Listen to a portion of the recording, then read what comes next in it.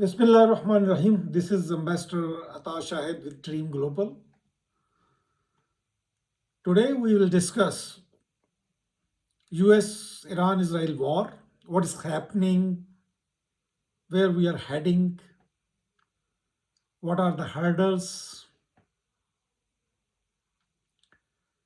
can we expect a deal? So many questions and so many efforts are being put by Pakistan and other countries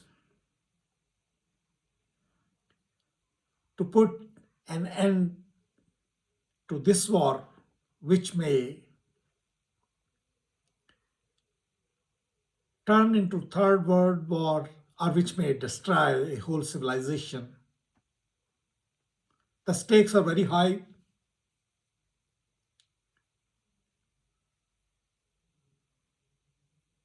My viewers, look at what has already happened. Over 2,000 people, including children, died in Iran. 30 mil- 13 military personnel died on US side. 25 deaths and 1,000 injured have been recorded on Israel side. As far as the material damages are concerned, over 125,000 buildings have been damaged in Iran. It's a huge damage on all sides, whether it's civilian or military buildings, whether it is nuclear sites, whether it is missile sites, whether these are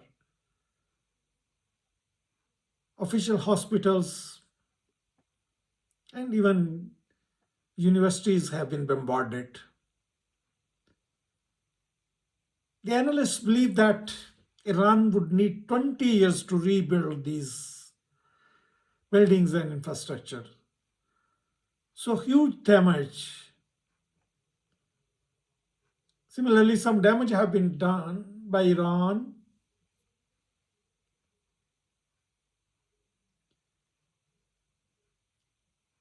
in Israel, but that is a rich economy and it's not very substantial. They can build it in 1 year or maybe 2 or 3, but that is really not substantial.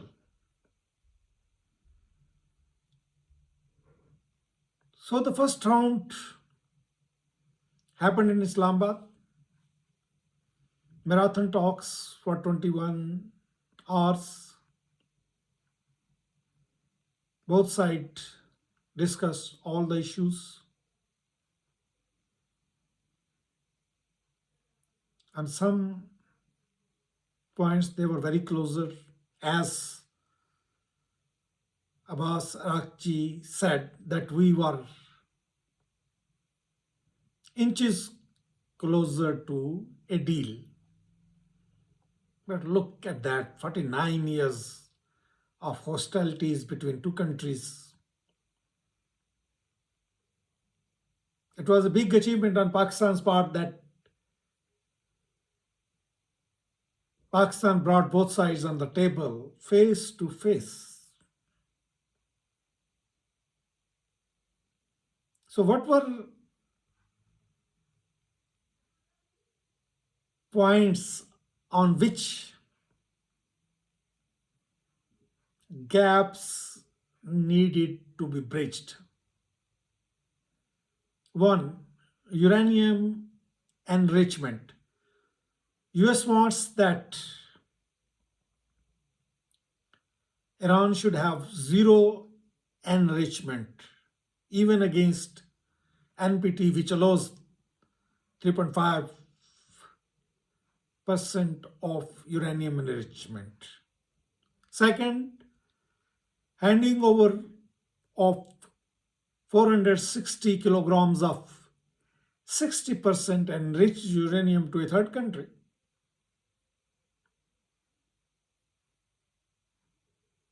Third, range of Iranian ballistic missile. American insist that their range should be limited and it should not reach to Israel.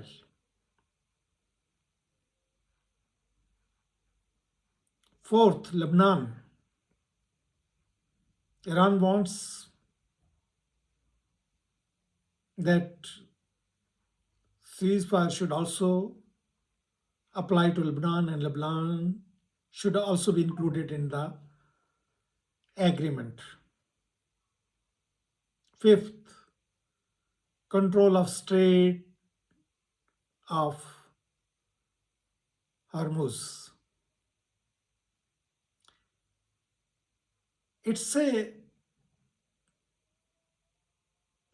at this time, although it's closer to Oman and Iran, but under UN law of sea, the innocent passage of ships have been allowed, and these countries cannot interfere in their movement. But Iran wants some sort of control.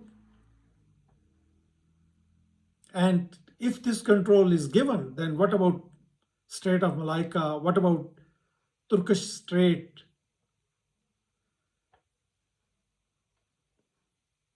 And what about navigation Red Sea? So this would open a new Pandora box.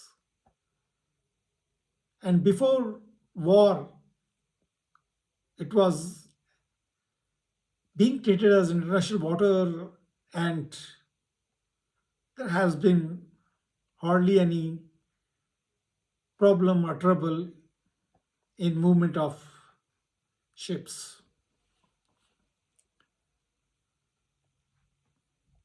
If you want to include, you may also include the guarantees by US that whatever they would deal or decide, they would not go back and they would give you guarantee not to again attack Iran.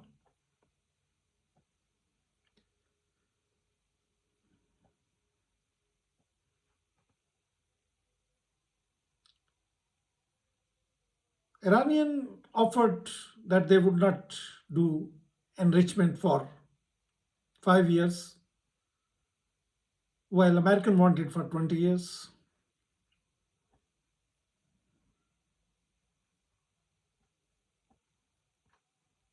But range of ballistic missile would be very hard to surrender because this is Iran defensive mechanism, and every country has right to have defensive armaments. The stakes on both sides are very high, although through 650 ballistic missiles attacks on Israel, Iran could not make a bigger dent, but Iran was able to create a strategic advantage. Number one, by attacking Israel, and number two, by closing or nearly closing Strait of Hormuz.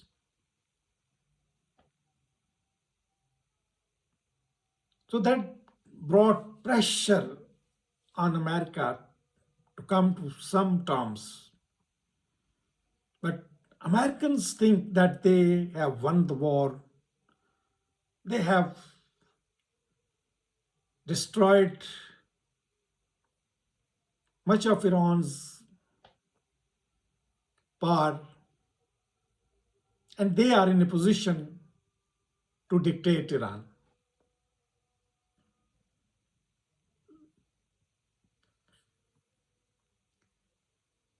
I have narrated these 4 points, which are hurdle, that is uranium enrichment, range of ballistic missile, Lebanon, Strait of Hormuz, and fifth, guarantees by the Americans. So you can also think and decide what should Iran do. But despite these harsh conditions, my advice is that Iran should try to get a deal, even it's not on her terms, because as I earlier said, whatever has been damaged in Iran, that would take 20 years at least to rebuild, reconstruct. So if further damage is done and sanctions remain, Iran would be badly hit, badly damaged, and that would not be in the interests of Iranian government and as well as Iranian people. Therefore,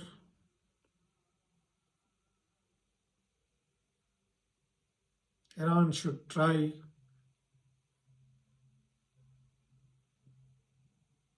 to negotiate a deal and should be more flexible. Let's have deal now. Let's get sanction lifted, and let's rebuild, and let's make Iran stronger again. I am on Iranian side, and I wish a good deal and good luck to people of Iran and also people of Pakistan, whose government, whose prime minister, whose field marshal are making day and night efforts to clinch a deal. With this, I thank you. Stay safe. Goodbye.